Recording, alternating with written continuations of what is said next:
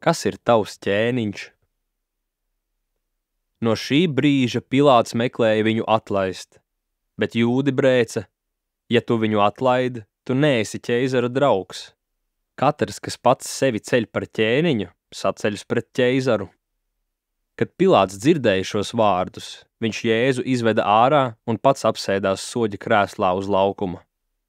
Bija sataisāmā diena pirms Paschā ap 6. stundu, un viņš saka jūdiem: redziet, jūsu ķēniņš!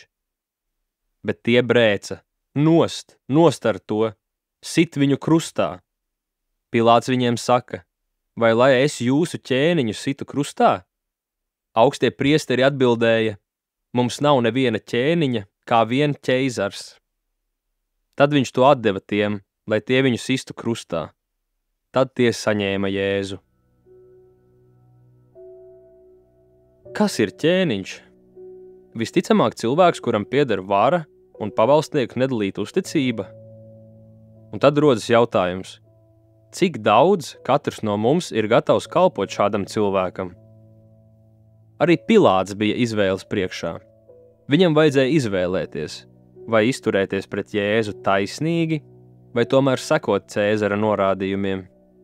Ja Cēzars uzzinātu, ka Pilāts ir rīkojies pēc saviem ieskatiem, viņš piespriestu nāves sodu.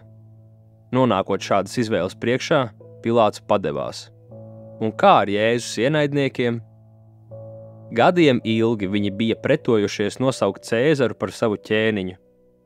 Gadiem ilgi tie bija atteikušies izvietot viņa simbolus templī, pamatojot to ar iebildi, ka tas varētu aizvainot Dievu. Bet brīdī, kad viņiem bija radusies iespēja pieprasīt to, ko viņi tik karsti vēlējās, proti Jēzus nāvi, arī viņi padevās.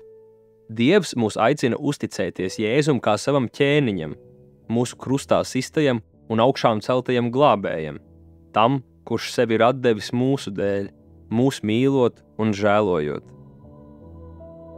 Kungs, ļauj savam svētajam garam dot man ticību un mīlestību kalpot tev, kā manam patiesajam ķēniņam.